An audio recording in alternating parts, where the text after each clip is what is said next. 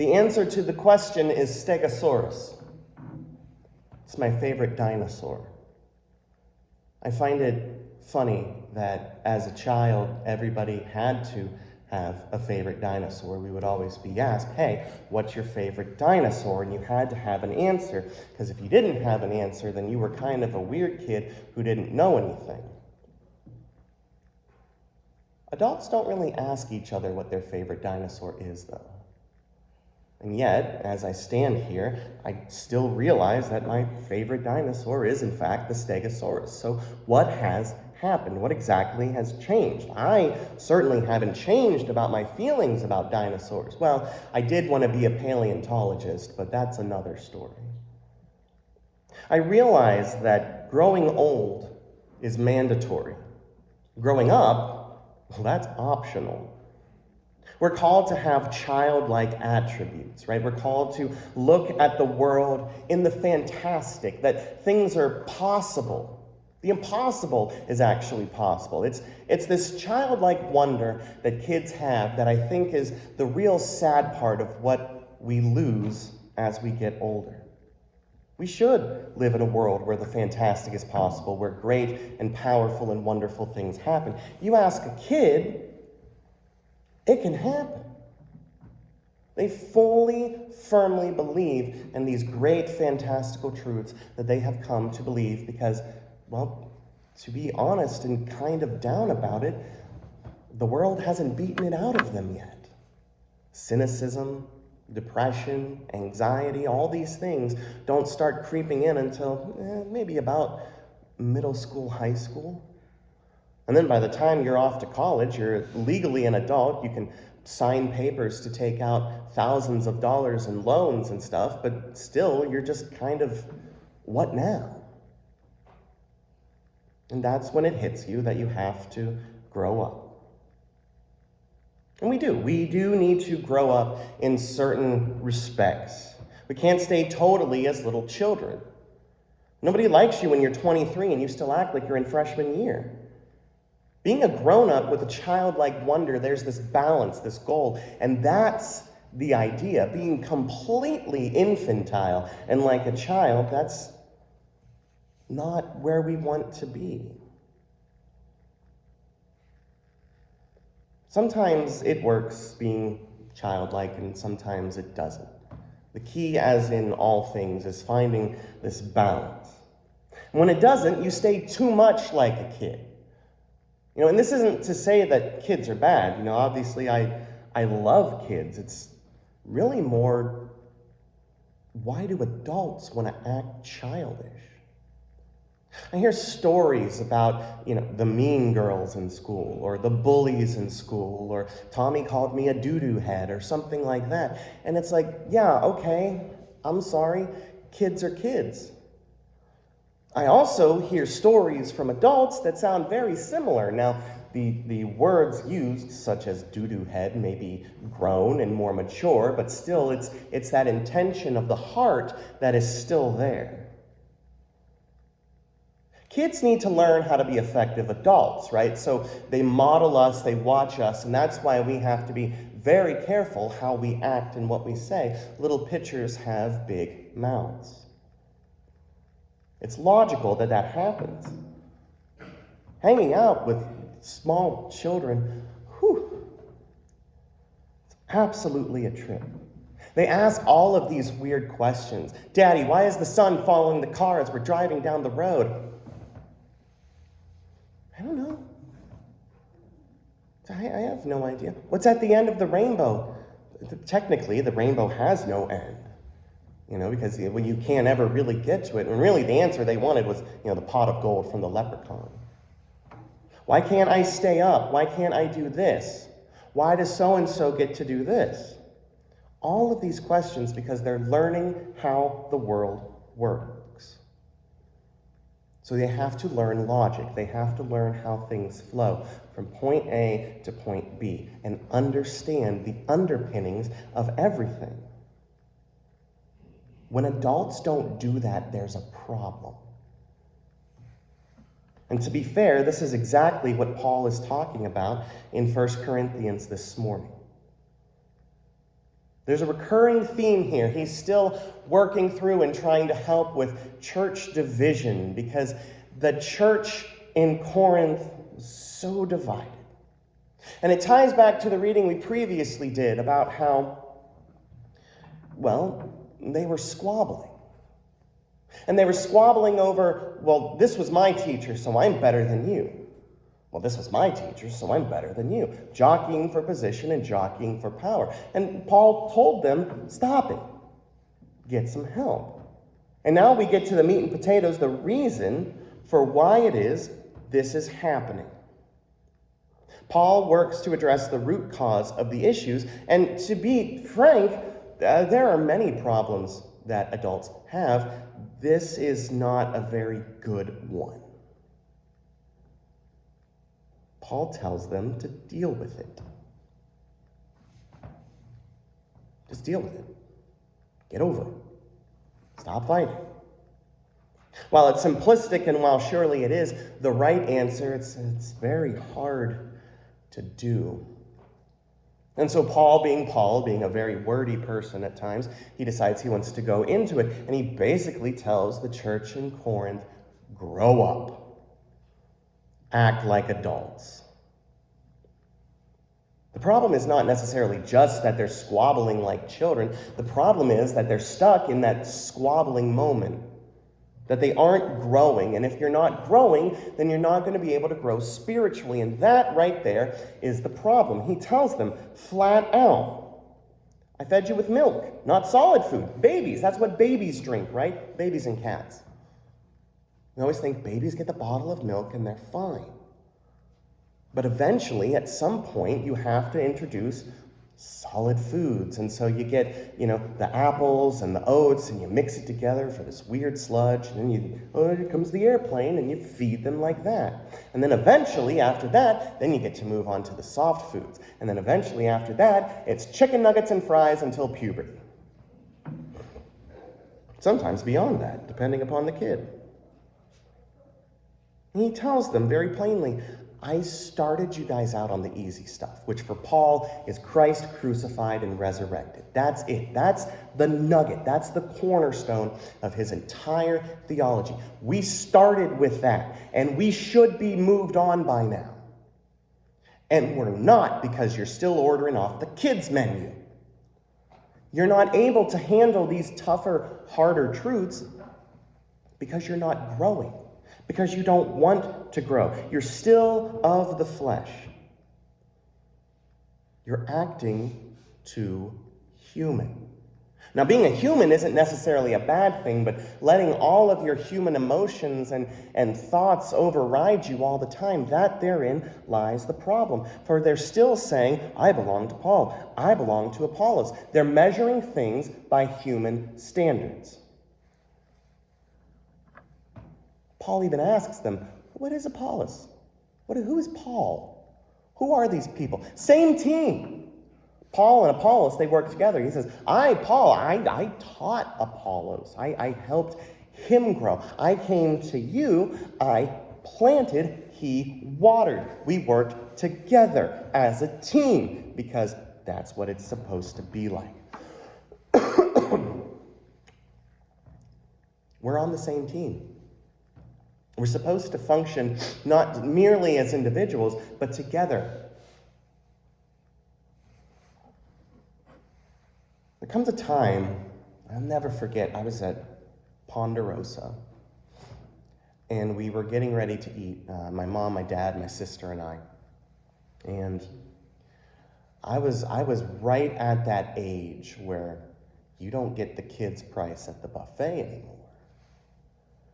And so we're standing there in line, and the guy's talking to my dad. He's like, all right, 3 adults and 1 kid, as he looks at me. He's like, how old is he? He's 11. Dad, I'm 12 now. Not today, Sam. I'm like, okay. I guess I'm 11 today.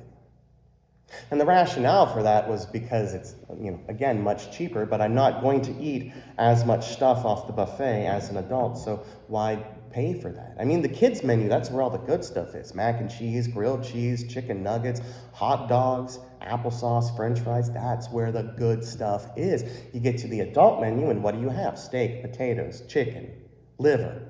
All of these things that kids necessarily don't like to have. But eventually, at some point, you have to stop ordering off the kids' menu. It's sad. It's really sad when we get stuck in these old ways and we're not being the effective adults that we're trying to be. And the Corinthians, they're not ready for the grown-up food because they're still acting childish. You don't put steak in front of a baby and expect them to eat it. And what's wild here is that the thing they're using to fight with, the idea of the better teacher, it's not even about doctrine. Like, I could get that. I could understand that. Well, Paul says this, and you say this, and it's slightly different, and we understand that.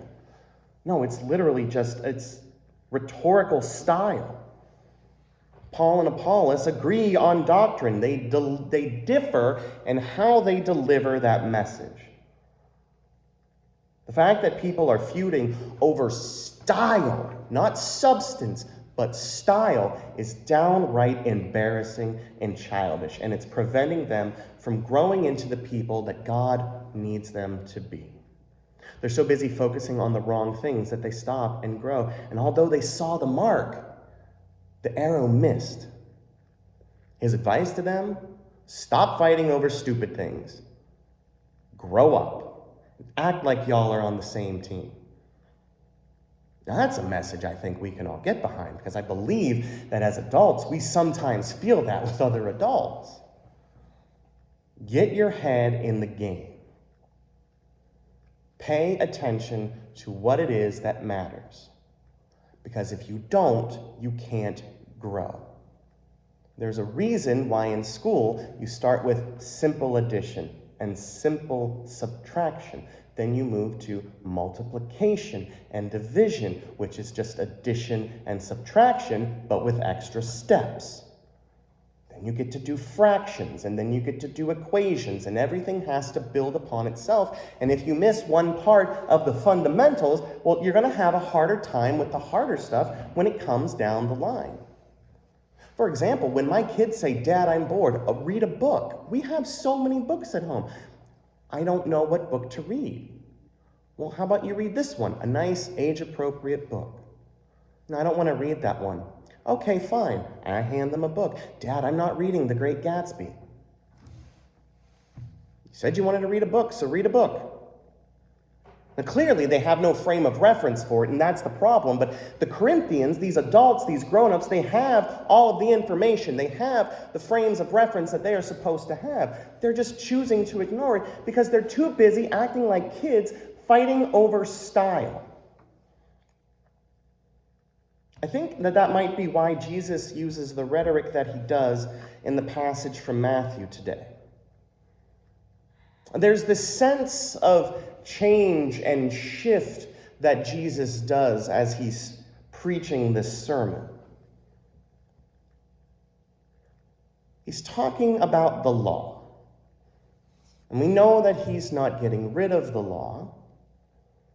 We know instead that he is going to complete the law. He is finishing it.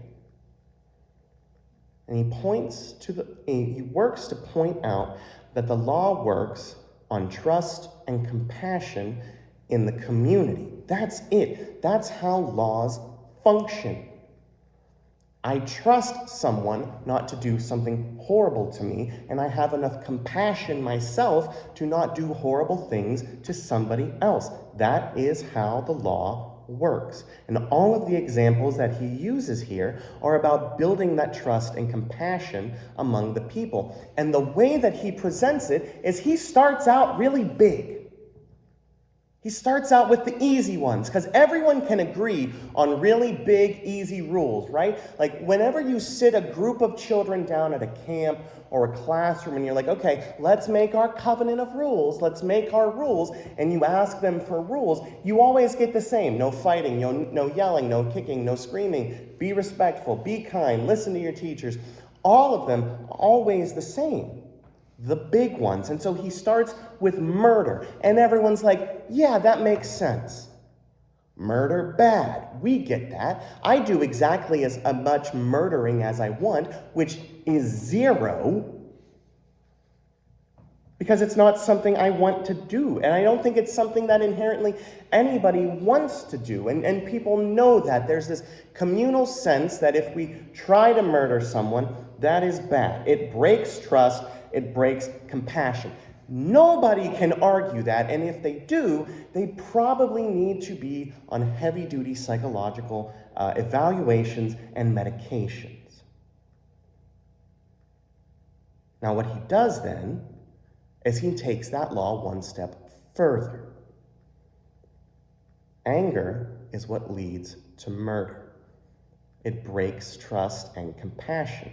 And so, if you're going to be angry, you shouldn't be angry. Now, this isn't to say that we can't feel human emotions. I believe that God gave us our emotions because we're meant to feel them. You can be angry. You can be upset. Don't build a house and live there. Don't dwell on it. If I sit there and mope and fuss around and deal and just sit there and like, I'm so angry, I'm so mad, it's going to poison the rest of my day. Acknowledge the emotion and move on from it. That is what Jesus is saying. And he continues in his examples, and they get smaller and smaller. Don't commit adultery. This is where people, weirdly enough, this is where people start to say, nah, hold on now.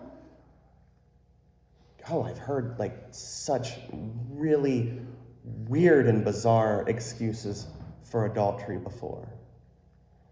I really have. I remember years ago talking to someone, well, if I wasn't meant to see them, then God would take them out of my life. And so really, this is God's doing. No, that's not how this works. That's not how this works at all. And yet this is still such a big enough thing. And when we're dealing with trust and compassion, we're learning and understanding that this is, again, something that breaks trust and compassion. And then he takes it further. Fellas, don't watch the Super Bowl tonight. I can guarantee you, as you're watching it at some time, there's going to be a beer commercial with scantily clad women, because apparently you need ladies in bikinis to sell beer and burgers to guys. Makes no sense to me whatsoever. Not to mention what could or could not happen during the halftime show. And yet, Jesus says if you look lustfully at a woman, you've committed adultery with her in your heart, because again, it's that heart intention that is what we are judged on and what we are guided by, and you're able to be thrown into hell. And what's hilarious here is that the advice that Jesus gives to everybody is not, ladies, cover your ankles, you look like prostitutes. No, instead he says, fellas, if you can't look, pluck your eyeballs out. Because it's better for you to be maimed and go to heaven than be whole and go to hell. He places ownership not on the person being objectified, but the person doing the objectification. And he continues. And he talks about divorce, which was a divisive topic at the time. Because people said, well, what are we supposed to do with this? Are we allowed? Are we aren't allowed? And what is that? And Jesus says, again, this is about trust. This is about compassion, because you make these vows, and if you break that trust and compassion, it needs to be for something huge. It needs to not just be because, well, they said my cooking was bad. That's not how it works. And as he gets smaller and smaller, we wind up on lying, being honest. You shall not swear falsely, but carry out the vows you have made to the Lord Your word is your word is your word.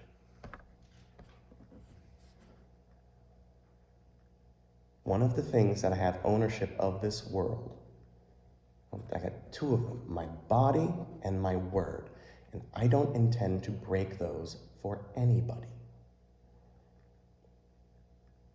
And now we are so small and understanding.